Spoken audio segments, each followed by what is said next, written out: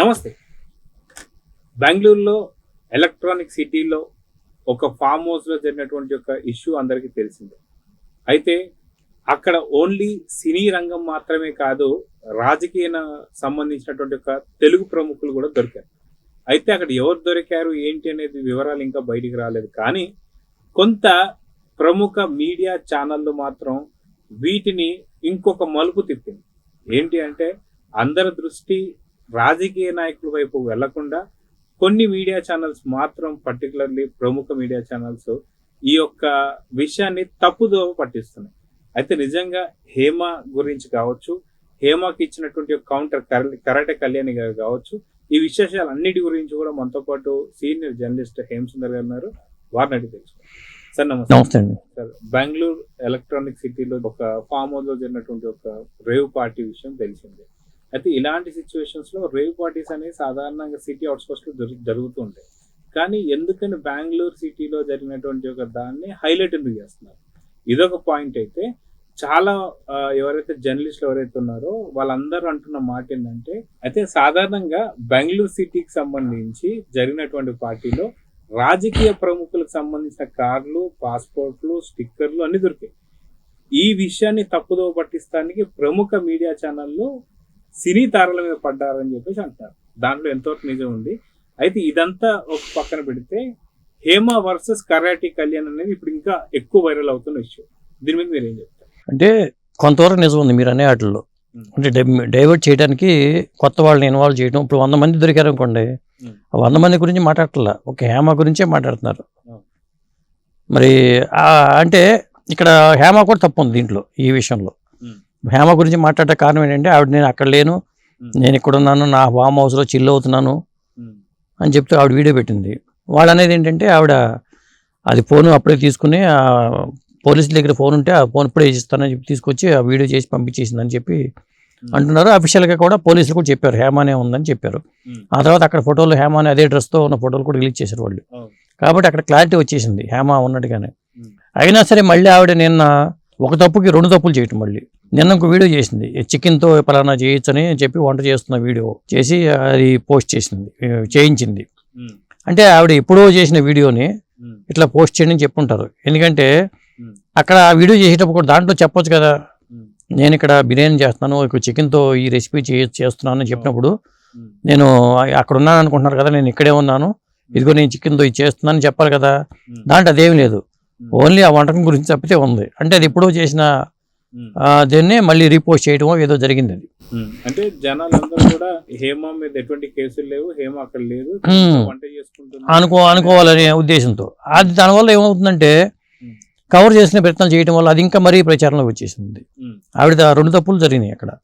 శ్రీకాంత్ గారు ఒక video release చేశారు, నేను అక్కడ లేను, నేను మా ఇంట్లోనే ఉన్నానంటూ ఆయన ఇంట్లోంచి బయటకు వస్తున్న సన్నివేశాలు కానీ అవన్నీ చేసుకొచ్చారు. పైగా అక్కడ పోలికలు అట్లా ఉన్నాయి కానీ ఆయనకి గడ్డం దీనికి లేదు, పైగా ఈయన ఇంటికి వచ్చేసాడు, అసలు ఇంట్లోనే ఉన్నాడు ఈయన.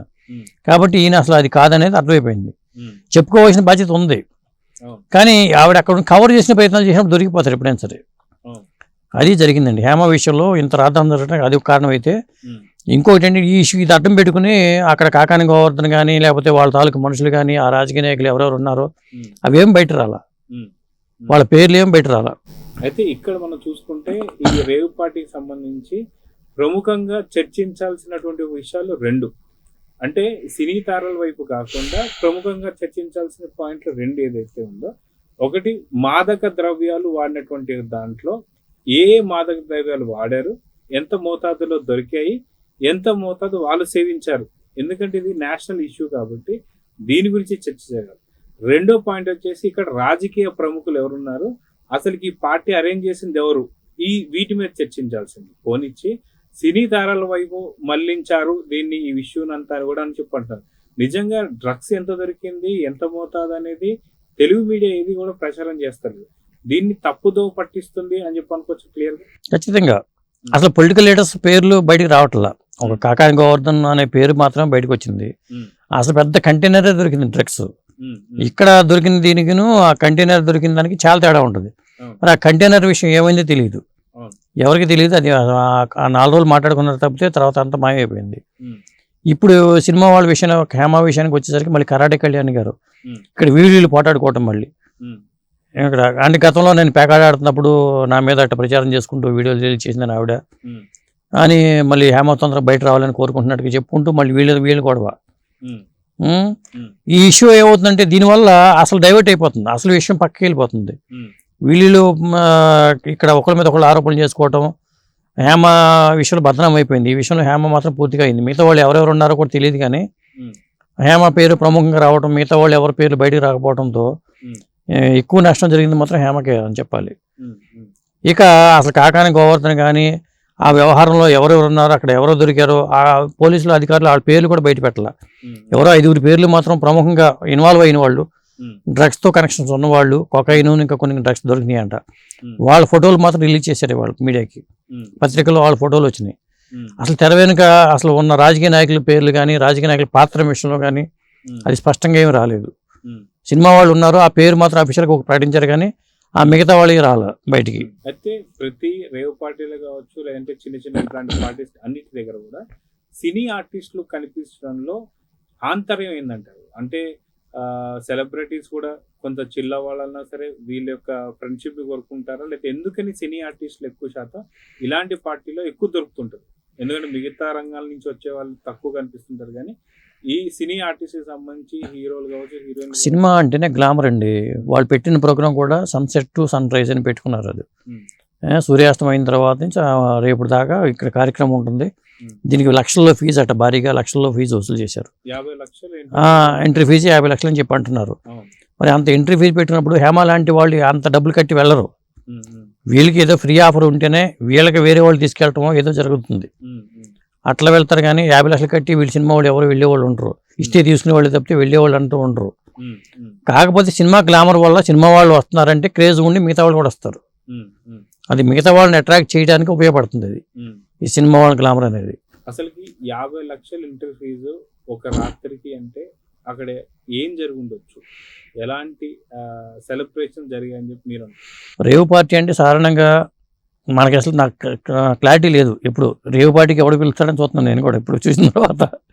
ఎందుకంటే అక్కడ మందు, మగువ, లేకపోతే ఈ డ్రగ్స్ అయినా ఇంకా వేరే ఏమైనా ఉంటాయా, ఈ మత్తు పదార్థాలైనా లేకపోతే ఇంకా వేరే ఏమైనా ఉంటాయా, ఇవింటే ఈ మూడే ఉంటే చాలు కదా. ఇక్కడ ప్రధానమైన కేసు ఏంటంటే డ్రగ్సే. అది కాస్ట్లీ, అది నార్కోటిక్స్ విభాగం కింద వస్తుంది కాబట్టి మాదక ద్రవ్యాలే మెయిన్ ప్రాబ్లం.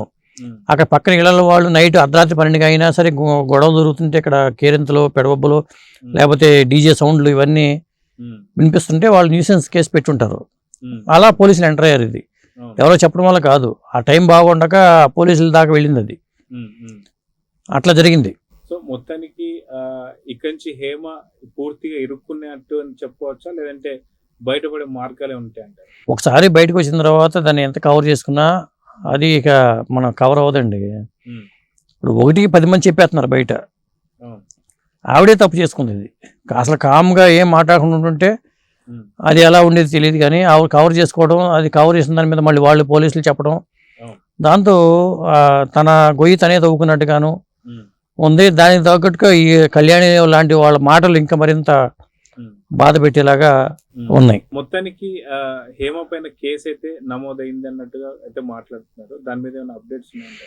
ప్రస్తుతానికి అయితే అప్డేట్స్ లేవండి. కేసులు అయితే చట్ట ప్రకారం వీళ్ళు బెయిల్ ట్రై చేయటం, అరెస్టులు ఏమి ఉండవు కాబట్టి కేసు నడుస్తుంది కాబట్టి ప్రస్తుతానికి అయితే బ్లడ్ శాంపుల్ తీసుకున్నారు కదా, ఆ రిపోర్ట్లు కూడా రావాలి. ఆ తర్వాత ఏదైనా వీళ్ళ శాంపిల్స్లో బయటపడితే మాత్రం అప్పుడు ఇది సివియర్ అవుతుంది. వాళ్ళ రక్తంలో గెయినింగ్ డ్రగ్స్ ఇవి ఉన్నట్టుగా తేలితే మాత్రం అది పెద్ద కేసే అవుతుంది. సో చూద్దాం సార్, మొత్తానికి హేమ అండ్ కరాటే కళ్యాణి వీళ్ళిద్దరి మధ్య ఇష్యూ ఏదైతే ఉందో, అసలు హేమ పైన ఉన్నటువంటి కేసులు ఏదైతే ఉన్నాయో, ఎప్పుడు వీటి మీద ఒక అప్డేట్ వస్తుందో చూద్దాం.